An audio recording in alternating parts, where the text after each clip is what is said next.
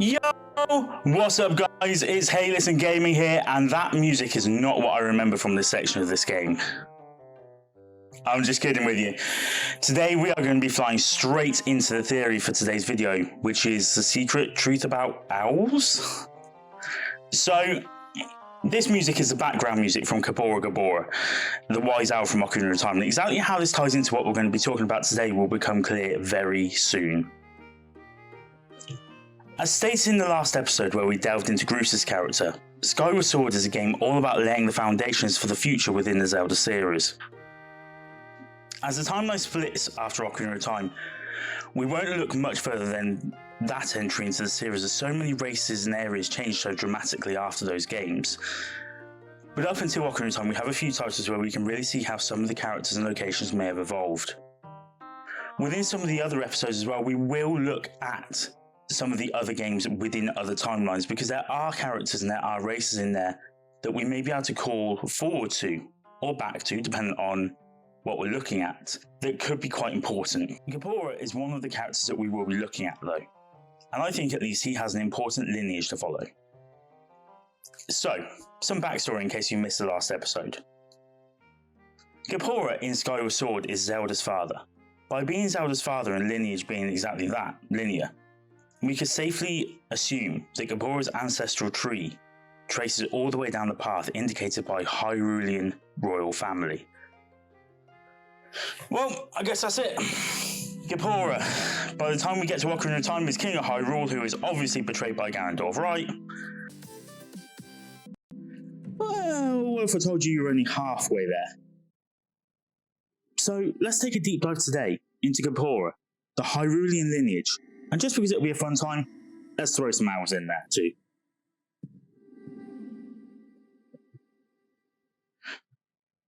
The Hyrulean Kingdom's lineage isn't one that's explored massively in the Zelda series, and perhaps this is because the royal family, with one obvious exception, are more utilised as backstory than anything else. In fact, we only actually see 4 named kings throughout the entirety of the timeline of 19 games, with the 20th set to be the sequel to Breath of the Wild. These 4 are King Gustav and King Doltus from the Minish Cap, King Daphne's No Hansen Hyrule from the Wind Waker, and King Rome Bosphoramus Hyrule from Breath of the Wild. All of these men have a very similar appearance, showing that actually the genetics of the royal family are indeed incredibly strong. They're portly men, all with facial hair that almost engulfs their face, a red robe that falls to either the floor or just below the knees with a large white collar. They actually embody the look of wise men to an absolute T.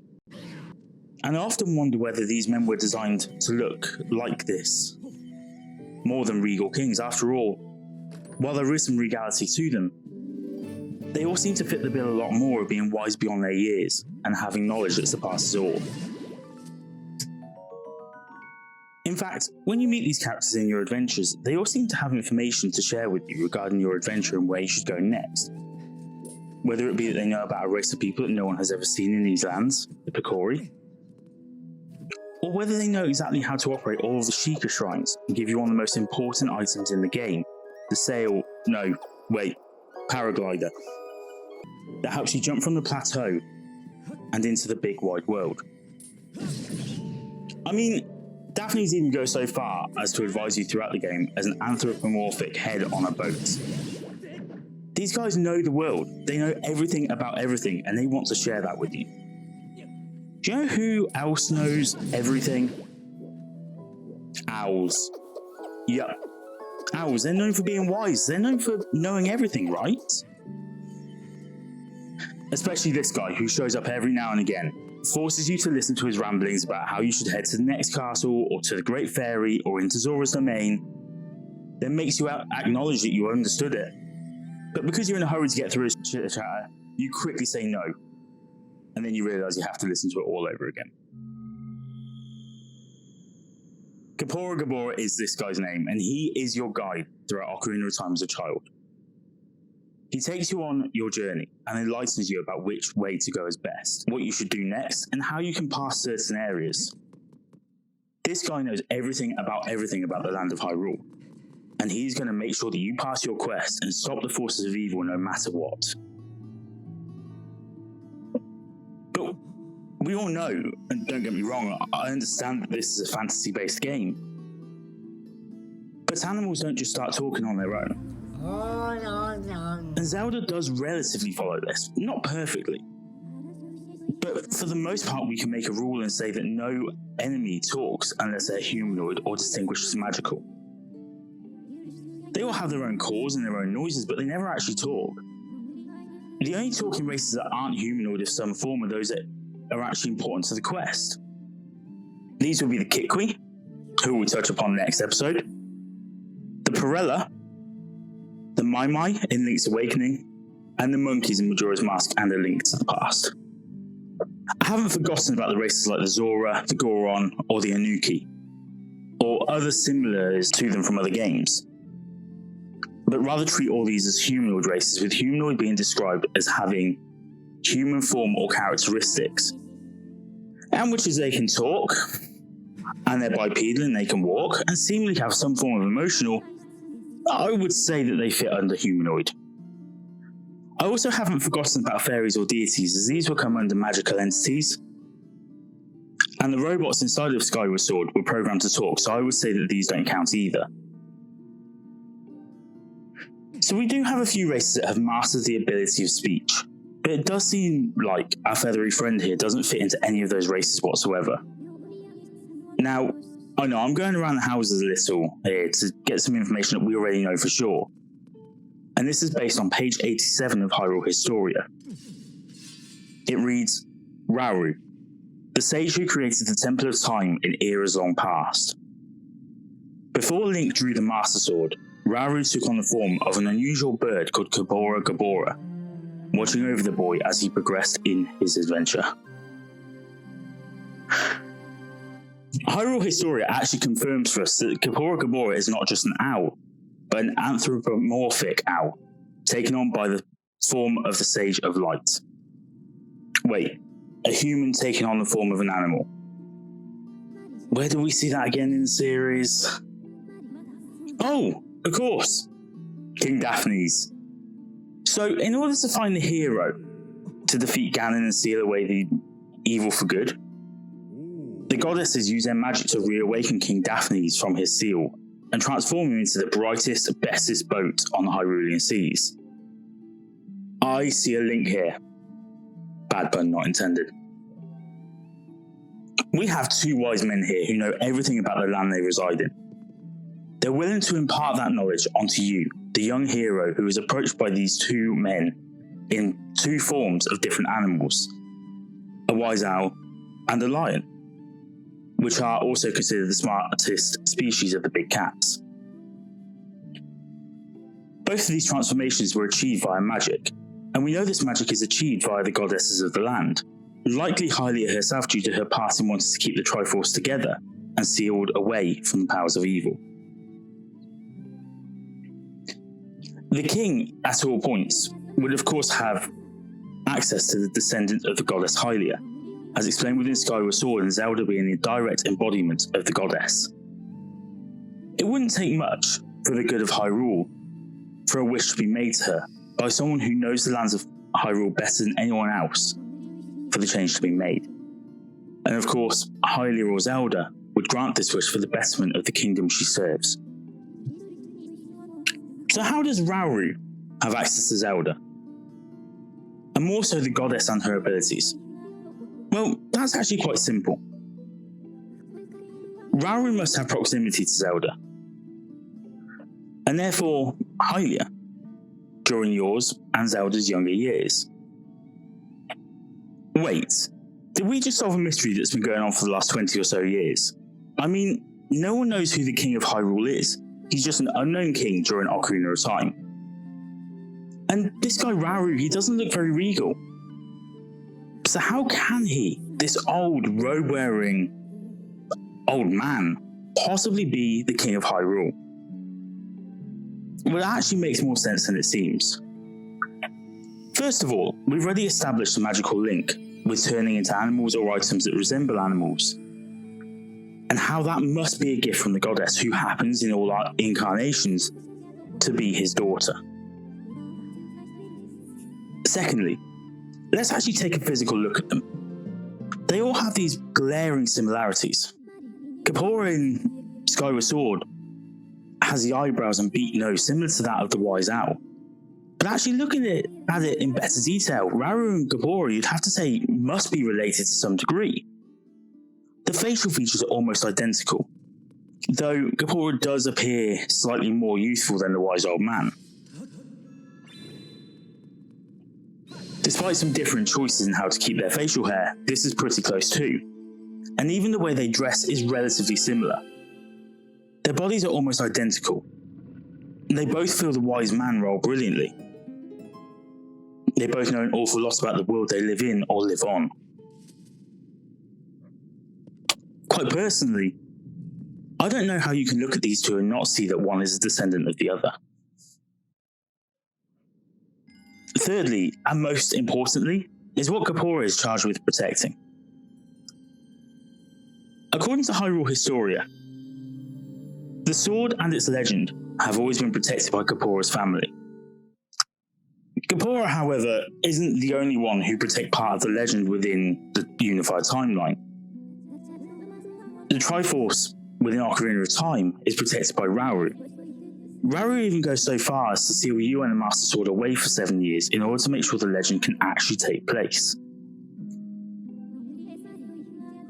So, if Kaepora's family have been tasked with protecting the legend and the Sacred Blade, and we presume that based on the idea of Skyloftians creating a new kingdom after the events of Skyward Sword, then there must have been kingdoms established by the time of the Minish Cap.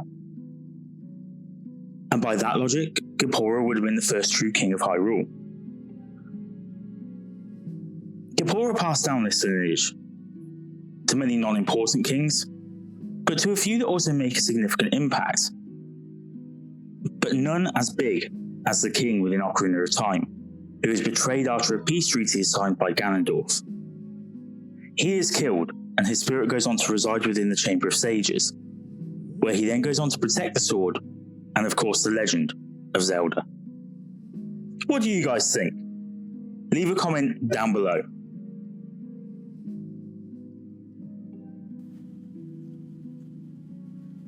So thank you very much, Mr. King of Hyrule. We will endeavour to aid your daughter and save the royal bloodline, I guess. Not that we have much choice in the matter. After all, we're the hero. We're going to head back now. We're going to get hold of our tunic. Finally, there's my boy. Look at him. That is absolutely majestic. Actually, quite a funny story about this. I was playing this in front of my child, and he's 12, and I'm hoping he'll be joining me on some videos soon. And during the build-up to this whole sequence, he kept talking about how this version of Link was probably the worst version of Link that they had ever created. And I was kind of like, but actually graphically, he's much improved. He's, it's a touch on somewhere between cell shading and real graphic. It's designed to be, I don't know, probably the best version of Link going. And I didn't understand what the problem was. And the problem was apparently actually that he didn't have the tunic, and my child just didn't understand. It wasn't until we got to this stage where Link puts the tunic on that he gasped and was like, whoa, nice adventure pouch. That is probably one of the most useful items that we're going to get in the game. So yeah, he gasped and was like, there's the Link I know, that's Link. And I was kind of like, well, yeah, but the other guy was Link too. He was just not wearing the correct uniform. So we're going to head out now into Skyloft. And I think we need to go grab some bits, I think. Obviously, the column of lights appears, so we can get down into Farron area now, which I'm super excited about. I love Farron. But at the same time, I kind of don't really want to leave Skyloft. While it's not one of my favourite towns, I do still enjoy it. It's really quaint and peaceful. It is nice. I'm just going to head off, go grab a few bits and pieces. I think we've got enough rupees. So we're going to go grab definitely a potion. Oh, wow. I always forgot about this guy. But he actually makes an appearance in several Zelda games. Not many, and not always is the exact same iteration. But there's always a fortune tellery character. Well, not always. There's sometimes within some of the games a fortune teller character who appears multiple times and always has a big thick mustache, and they're always actually quite androgynous. You're not sure whether they're male or female with a mustache. I guess the mustache kind of gives it away. So this is Louv, and she's going to give me a bottle. Woo! Like I said, it's time to go get some bits together because this adventure is going to be difficult. We're going to be relying on potions. We're going to be relying on basically just not finding hearts anywhere and taking a lot more damage. So we're going to have to be like ultra careful. It's quite funny actually. In the base game, I don't recall ever buying one singular potion. I think that might be why they implemented this hero mode, because actually the potion shop is pretty redundant in the base game. Like you find heart containers and the save points so often that it kind of doesn't really matter. I don't think we can upgrade anything. Oh, shield. That seems like a good idea. I think we're going to need that for sure. Ah, that's a wooden shield. You can use it to block and repel attacks. That is not the voice of a Rupin, actually, come to think of it. Rupin, I'm going to go, aha, that's a wooden shield. You can use it to block and repel attacks. Oh, and don't forget about fire. It'll burn quite easily. 50 rupees. Okay. That's about half of what we got. But it's important, so we probably should buy it.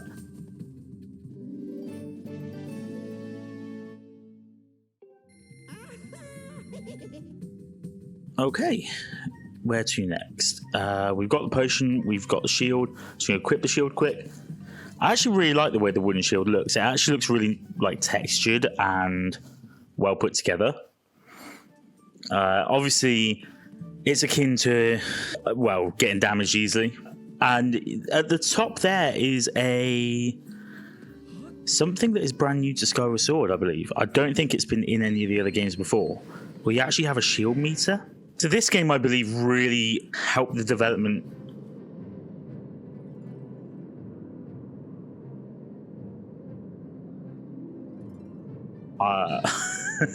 Oops. I'm just going to try and get this chest. Just going to grab... I think you just got to drop down here.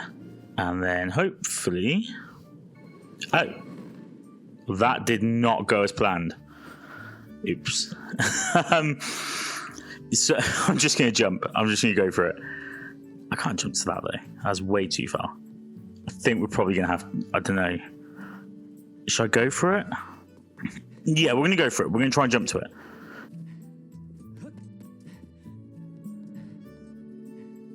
Here we go. Okay, that wasn't too bad. Oh, can't open it. Oh, of course, this is to do with the god... Is it the goddess cubes? I think.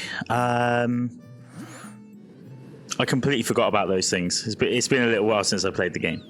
Better call Lothwin quick. So, yeah, I actually think that this game really started off a lot of the core mechanics for Breath of the Wild, and they were testing to see whether or not these things would work. So you got things like the stamina meter that, obviously, for the first time ever, you've got a meter that actually limits how much you can run, but actually you can run for the first time ever without the use of an item, which is another point. The other thing as well is shields, especially the wooden shield, take damage, which means that they can break. That for me is a massive nod towards what they were trying to achieve with Skyward Sword. And whether or not these mechanics, I guess is what you'd have to call them, were And the sailcloth, actually, come to think of it. The sailcloth actually is exactly the same. Or the parachute, or whatever you want to call it. These mechanics, whether they were popular or not, they got implemented into Breath of the Wild, purely based on the fact that it would help make what was a large world feel a little bit smaller. I think it was quite clear that they were working on Breath of the Wild during making Skyward Sword. Whether or not they knew what console it was going to be, I think they must have had a big idea, because there are a lot of mechanics that are shared. I forgot about this place. Oh god, I forgot about this place. I completely... Ugh. At some point in the future, we're going to have to fight the Cookie Monster.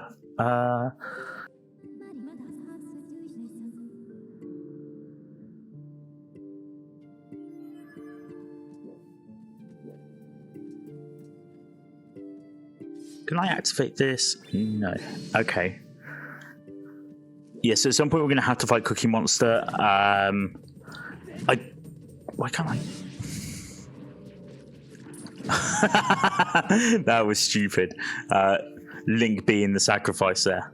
Man, I'm not going to lie. That hurt a lot. Oh, God. Oh, no. I'm one hit away from death. Why can't I get my head around the combat here? I'm just going to smack it. There we go. And I was kind of hoping it was going to drop a heart piece, and I realised that it couldn't. Oh, no. Okay. I'm really hoping we don't have to fight Cookie Monster now, because if we do, we are ruined. This is such an important location in the game, the Sealed Grounds. I think when we come back here later on, we will do a theory based on the Sealed Grounds, what they are, why they are, and maybe what they become. And we'll look at some of the maps and so on. Obviously, map placement is really difficult to prove, but I think it could be quite interesting.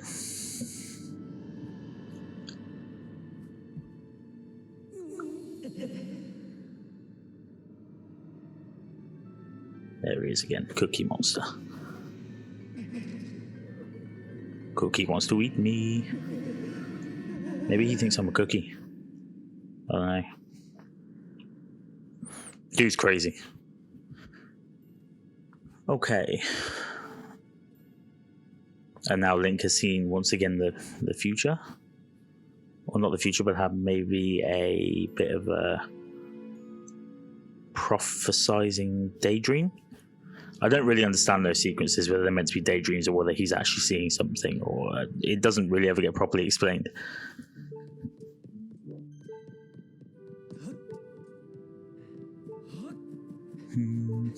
Head up here. What I don't remember is whether there's like a piece of heart around here or something. That would be real useful. Nothing in there. Come round. Gotta be real careful now. Gotta make sure that I'm using the parachute properly. Or sailcloth. It's sailcloth in this one, isn't it? The parachute. It's paraglider in Breath of the Wild. Okay, we're gonna come down. Again, I hope I don't have to fight him anyway, but I do set off the whole sequence of events right now in this game by doing what I'm about to do. And I think we're going to do this, and I don't know. Let's set this off quick. At least I can do the Skyward Strike. I can't seem to attack properly. The worst thing is, as well, is I'm actually set on button mode, so it's not like I'm doing the motion control. It's just you swing on the switch with the right analog stick, and sometimes it's not as responsive as it should be. Okay. Of course, the change in area was triggered by your Skyward Strike. What a surprise. I changed the entire complexion, the entire area of everything. I've also detected an aura that correlates closely to your sailcloth. I can lead you in the direction of this aura through a process known as dowsing. Would you like me to explain this process? I was going to say you probably should, but I think we sort of remember. Hold up. Okay.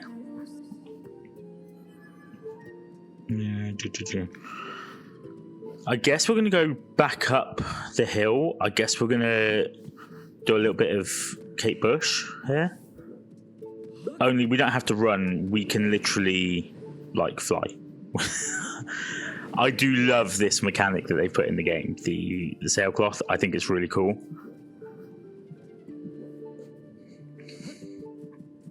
And just head right the way up to the top. I think it's time. Can we get in here now? Yes, we can. Sweet. Okay. I think we're going to come in here. I think there's an owl statue in here. I think I'm going to save it and we will call it a game for today. Because this video's already run on pretty long. So, yep, we're going to call it. I'm going to save it now. Hopefully in the next game we get... I can't believe after the lecture I gave on saving that this is the first save I've actually made. Listen, thank you guys so much for watching. I really appreciate it. If you want to help the channel out, please don't forget to leave a comment, a like, and subscribe to the channel. And then don't forget to smash that notification bell for similar content in the future. Thank you. Bye!